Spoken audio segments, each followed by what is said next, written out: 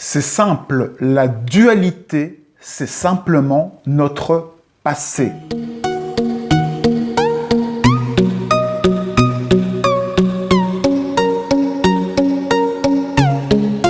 On l'a vu dans une précédente vidéo, nous vivons dans notre passé avec tous les phénomènes et les cycles qui se répètent. On est dans notre passé. On ne fait que revivre en boucle des choses qui se sont déjà déroulées.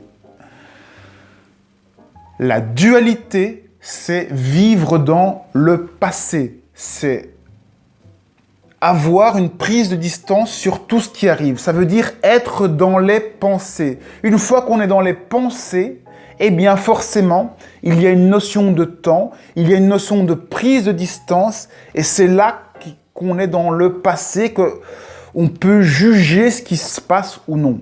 Si on est dans le ressenti, dans l'instant présent, eh bien on ne peut pas juger, puisque on est en train de prendre l'information, on est en train de vivre l'information. On ne sait pas en même temps la vivre et en même temps la juger. Dès que l'on commence à juger l'information, eh bien, on est dans le passé quelque part. On est dans le passé, on est dans la dualité parce qu'on commence à comparer. Et lorsque l'on compare, on compare toujours à quelque chose de passé. La dualité, c'est donc vivre toujours en relation avec notre passé, et cela peut faire souffrir, surtout si on a eu un passé qui était un petit peu triste.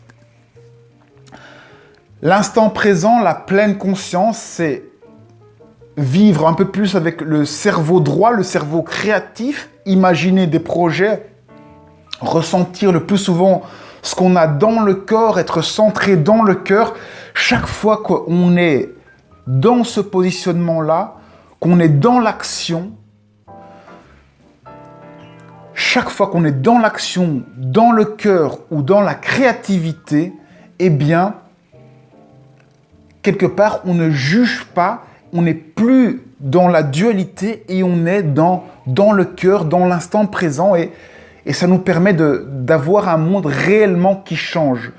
Quand on est dans ce côté-là de la créativité, de l'action et du ressenti, eh bien, le monde, tout le monde n'est plus jugé. Comme il n'y a plus de distance, il n'y a plus de temps qui sépare, eh bien, on est dans l'unité, forcément. Ça veut dire qu'on est un qui fait partie du tout. On est un qui fait partie du tout lorsque l'on est dans le ressenti. On ressent, et on ressent pour la planète, pour l'univers entier.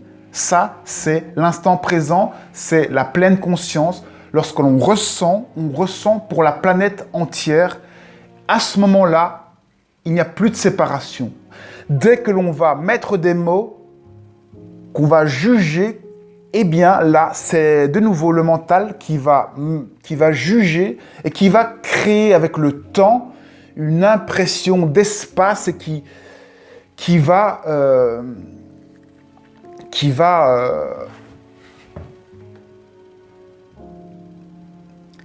comparer, juger, créer une deuxième image pour comparer, qui va finalement forcément créer le trouble. Créer le trouble, c'est ça le mental. Ça crée le trouble parce que on n'a pas l'esprit clair. On est toujours influencé par le passé, et c'est ça le mental.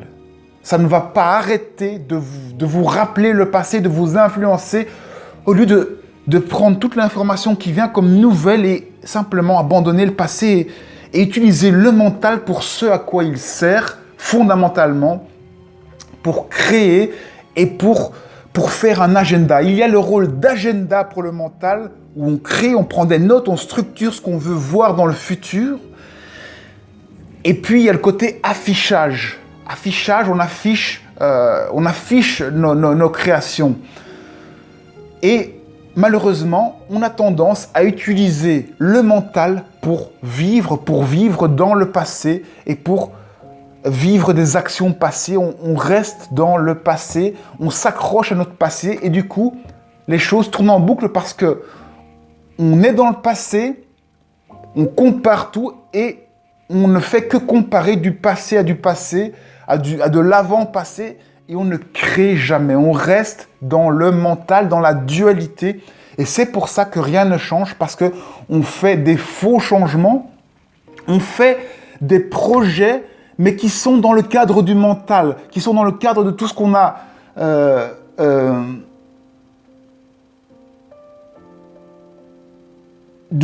l'habitude de faire et des conditionnements passés.